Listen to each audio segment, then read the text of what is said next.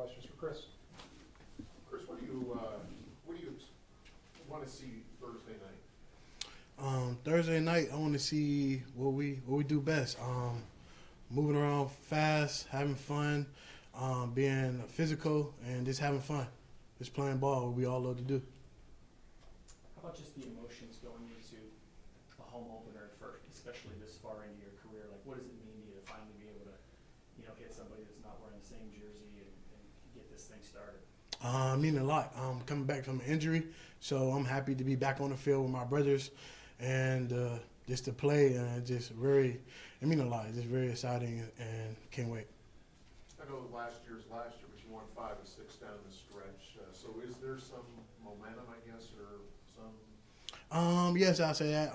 You can say we was a good team last year. This year we're looking to be great. Be looking to put another banner up there with the rest of them. So, yeah. When you watch film on Valpo, just what sticks out to you and what are you preparing for? It's weird. Like, we don't know a lot of stuff what they're gonna do, but what stick out to me is they can sneak up on us. If we take them as this, it's a smaller team. It's gonna be a light game. No, we're gonna play it like any other game, like we playing any school. So we're gonna come out there fast, physical, and dominant, and we're just gonna do what we do and play ball. Of course, this is a veteran team, and I think 17 graduate seniors or whatever. So just talk about the importance of them and how they're going to be the leaders and the importance of being a veteran team. We've been doing it for a good while now, and I feel like we just gotta stick to what we know, and that's playing together, playing as a brotherhood, and just going out there and knowing that we put in the work and time this year. It is putting the work and time and just having fun. Coach Phillips always preaches, protect your home field. You guys were pretty dominant here last year, winning 5 of 6. What does that philosophy mean to you in being able to protect this turf? I mean a lot from Youngstown. So being able to play home in front of all the fans and family, it mean a lot. And so we're going to protect it with everything we got. Even if we got to fight for it, anything we got to do, we're going to do it to protect the Ice Castle. Great. Thanks, Chris. Thank you. Sir. Thanks. We'll take questions for Jake. Jake, you've been here a long time. This is your last go around, so to speak. What do you want to see Thursday in the opener? Honestly, I just want to see us come out, start fast, finish strong. All the kind of stuff we talked throughout the whole winter, in the spring and the summer. Just making sure that we, that we get out there and just literally just do our job. Everything that we're supposed to do, we just do it the way that we're taught. Get out there and just win the game. How much more optimistic is this team this year because of what happened last year? You guys opened a lot of eyes last year, were really good at home. What did that do for maybe this team? Honestly, I think we have the same mentality. I mean, nothing's changed. Not proven. I mean, last year we were good. But, the fact that we missed the playoffs left that doubt. Nothing's changed. We're the same team. Just got to keep going and going. And, the goal this year is to leave no doubt anything we do. Don't leave it up to the refs. Don't leave it up to anybody. It's us. It's about us. You won 5 of the 6 to close out the season last year. Is there momentum? Yeah, I guess you could say there is momentum. But at the same time, that finish that we had at the year, yeah, we ended on a high note, but that wasn't exactly how we wanted to finish the year. We don't want to finish 7-4 missing the playoffs.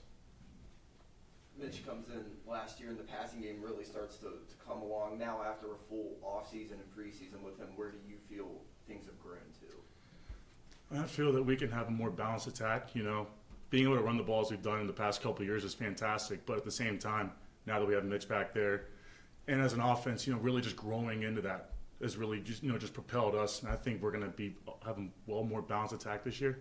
So I think we'll be a lot better in that area, especially hitting the deep ball, hitting the short and intermediate, just everything in general in the pass game. 17 graduate seniors, so a very veteran team here. How much is that going to help? That's huge. You have a lot of experience. A lot of us guys have played a ton of football here. And, just as a whole, like me, for example, I've been here, it's my 6th year. You got a bunch of guys in their 5th year, 6 years. I don't even know what Quincy's in. I don't know. But, you got a lot of, I guess you could say we have a lot of grandpas on the team now. which is a good thing, you know, just a lot of guys that have played a lot of ball. We asked Chris a little bit about playing at home. You guys were so good, you know, here last year winning 5 of the 6. What's the philosophy of like, and how different is it when you know you've got to protect this place? I mean, it's huge. This is our home, and we practice here every day, and this is where we're at all the time. This is where just about all of us spend the majority of our time throughout, you know, the school year and even the off season. This is where we want to be. This is our home, away from home. So protecting this place is by far the most important thing for me and for our team.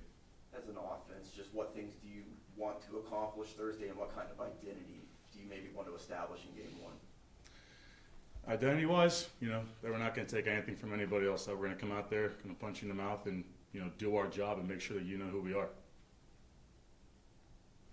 Soundbite. Great. Yeah. Everybody good? Yeah. All right, we'll go ahead then. But what do you want to see? You know, it's been a long spring, a long, you know, camp. What do you want to see Thursday night?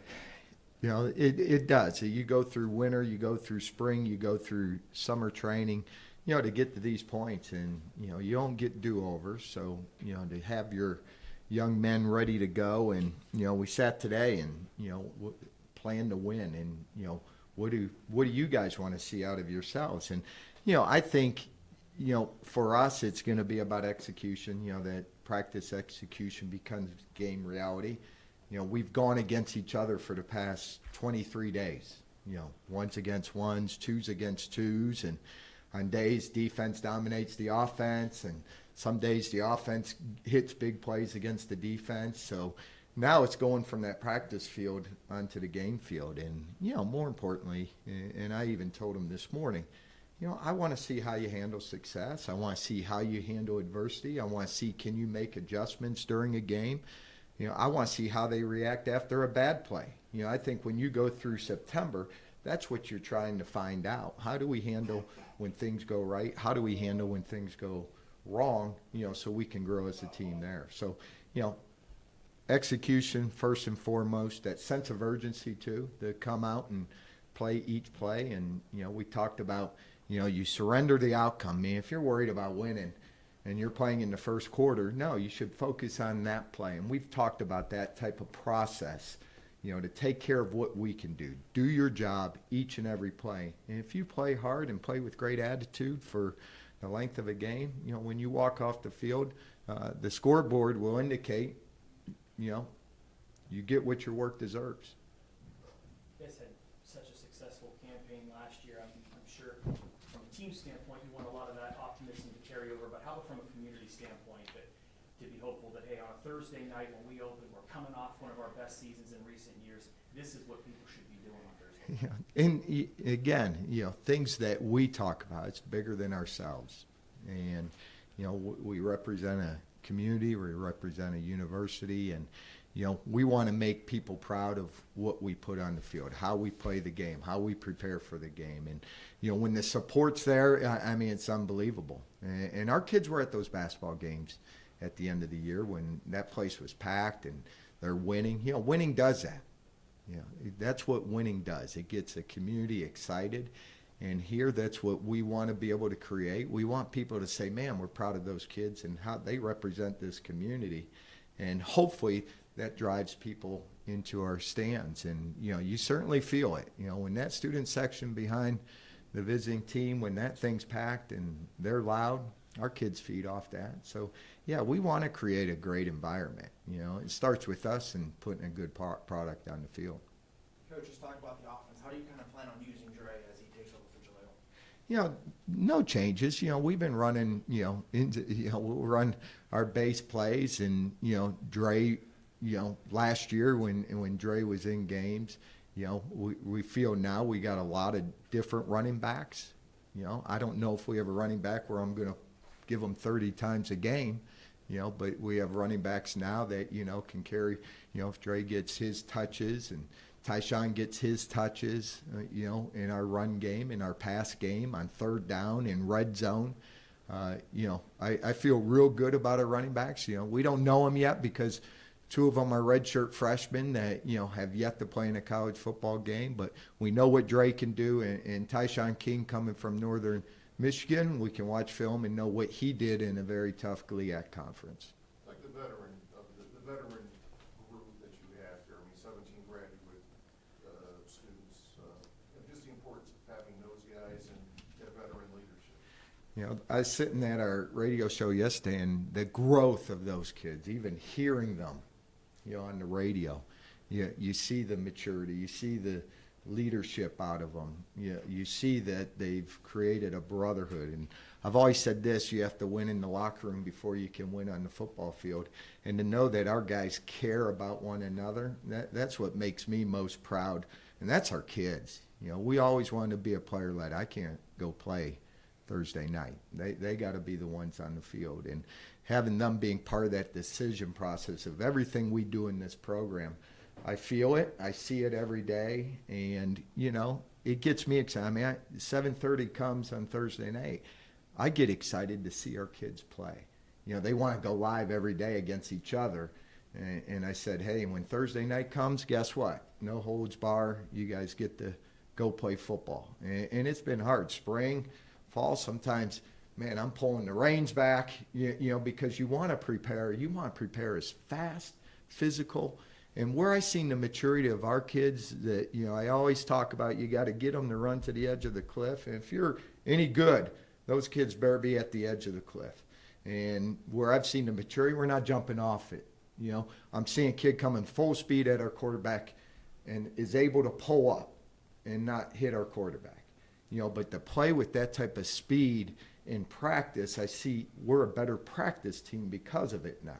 And that's where the maturity of having older guys. You got to teach young men how to practice. And to have these guys here for the last 3 years and teaching them how to play. Now, guess what? We can show our younger guys how to practice because they're practicing the right way. So you see it each day, you know, the maturity in those young men. So like I said, come Thursday, I'm excited to see our young men play football. And again, I want to see what they do. I don't want it to be all roses and rainbows. I want to see how they handle when things get really hard. Because in our league, guess what? Things get really hard. And so in the month of September, I want to see as many times when tough situations come up, if we face adversity, how our kids overcome that. Because ultimately, they'll tell you how good of a team we are. Then you mentioned it's an offense that's become more balanced over time. Just A, do you agree, and B, what identity do you want to see that group kind of establish there? Yeah, I would, you know, feel great that we can run the football efficiently. You know, that means over 4 yards a game. That's what we want to average rushing the football. We've talked about getting the football downfield, you know, and we've seen that we can get the ball downfield. I think even last year, I think in spring ball, I think going into fall camp, you know, and what not only does that prepare our receivers and our quarterbacks, that I feel we have guys downfield, they call them 50-50 balls, that, you know, I feel like we should be 60-70-30. When we get a ball in the air, we got to come down with it 60-70% of the time. Not only does that get our offense pushing the ball downfield, and it starts with protection. You know, you got to have protection if you want to get the ball downfield. But not only that, it prepares those corners. Okay, if we got a very good run defensive team, well, what teams are going to do is play action pass and try to go over the top. And, you know, those defensive backs, they're on an island. You know, when defensive lineman makes a mistake, most people in the stands don't see it. You know, when a corner makes, you know, has bad eye discipline, you're going to see it because it's going to be a big play. So to be able to see that each and every day in practice, I think that iron sharpens iron has helped both sides of the football there. Coach, just talk about Valparaiso, you know, what makes them so special on Thursday, and what are you looking for in film? You know, they've done it. You know, Coach Fox is an Ohio guy. You know, he went to Defiance. He was 11 years as a defensive coordinator at Dayton. He's taken that program. You know, when we talk about tradition, how about, you know, in their past 3 years, they've had more success in the history of their program. So that tells me they're doing things the right way. They're going to be fundamentally sound. They're smart kids. They know how to win football games.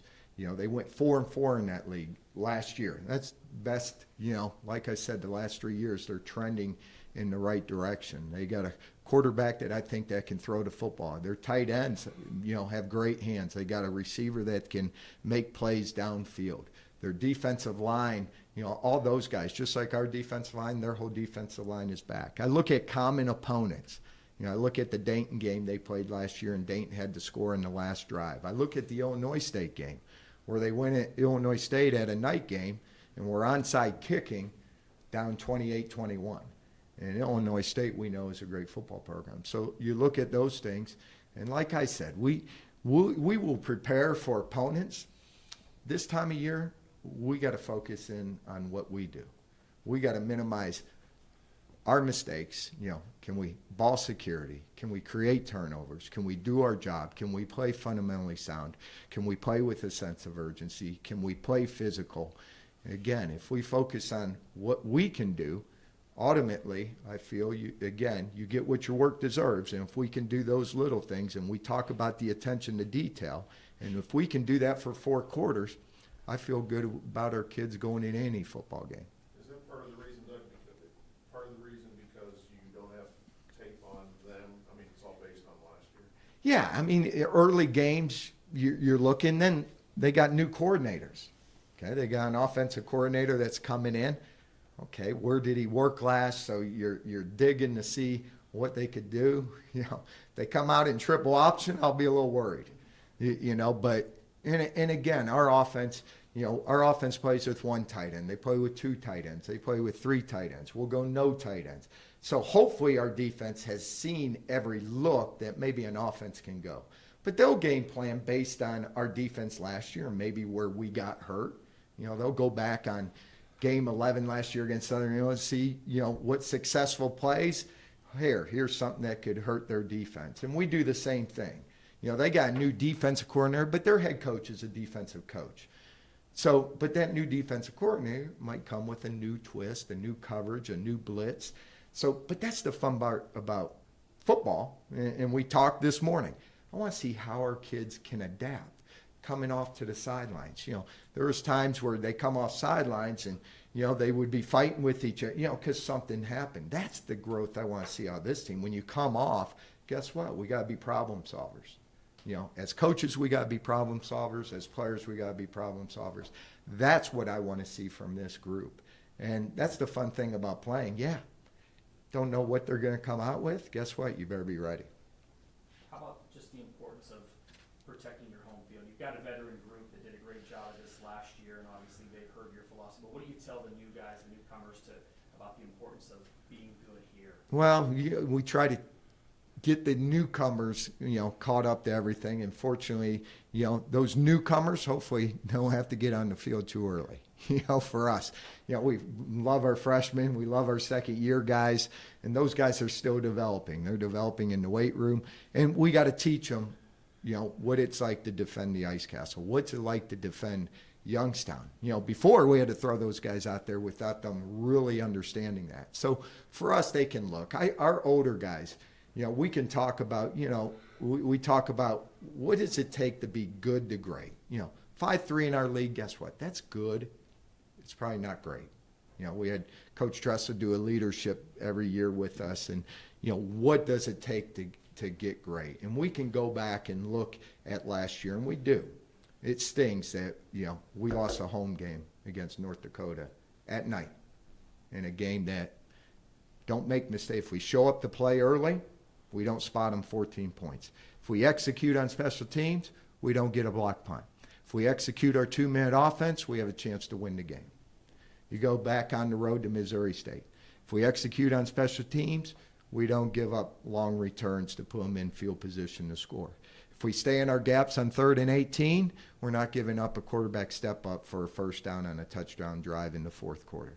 So again, our kids, trust me, you got to study and learn from your past experiences. And we also understand we won some close games too. That could win either way, but I give credit to our kids because they have that grit, they have that fight to play for all 4 quarters. But you constantly got to learn. And in this league, you better win your home games, no matter who you're playing. If you're playing Valpo, playing Robert Morris, okay, you're playing, any team, Southern Illinois, you got to win. If you want a chance, you got to win your home games.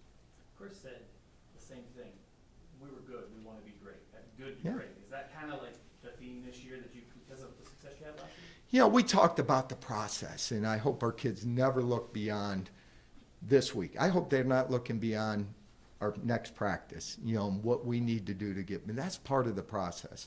And, you know, we read a book during camp, you know, it talked about the process. We talked about chop wood, carry water, and about the process that, you know, how much is an inch worth? Well, an inch, how much? If your footwork's off, that ball's sailing overhead. If we have poor footwork on punt, chance it could get blocked. You have poor eyes as a corner on a certain play, you could get beat deep. So inches mean a lot. So we worked on that process, and it's about building your own house. What do you got to do to build your own house? And don't shortchange it. There's no shortcuts. Each and every day you got to come to work ready to build that house. So President Tressel, Coach Tressel, you know, what we brought in when we did our seniors was, you know, we talked about how do you take that good to great? And he talked about two things. It's bigger than ourselves. So you got to be selfless. If you think it's about you, you're wrong. The great teams, it's about a greater cause. It's about the community. It's about the university. It's about representing. It's about your teammates. And the second thing our kids realize is that every single person that touches our program is important. It's a person that cleans those locker rooms, cleans these halls, tapes your ankles, works with you in academics, works with you in the way. So, you know, it's not just X's and O's that you're trying to get across in camp. But I think it's those little things and the mindset our kids have to know that it's bigger than yourself, to know that everyone's important in this program, to know the attention to detail. I mean, those are the things. You put a plan together. Now, guess what? We have 11 guaranteed games, and it starts this week, and there's no do-overs. And you hope that the plan you put together, you know, is successful. And if there's mistakes in the plan, we'll find out. We'll get hit in the face, and we'll adjust. We'll adapt, and we'll come out better the next week. So that's kind of what has been in our talks when we're in meetings. And, you know, everyone thinks it's X's and O's. I think there's a bigger picture, and I think that bigger picture is the growth and the step that I'm hoping we take this year. Hey, Doug, unrelated, but related. I mean, you have two guys who can make NFL teams today. Yeah, You yeah. know, Jalil and Have we heard anything? I just checked Denver, and so far so good. So far, how about Mike? Yeah, so. But to have two guys in this position, what's that? Well, let's talk three. Let's not forget Andrew Ogletree. Oh, yeah.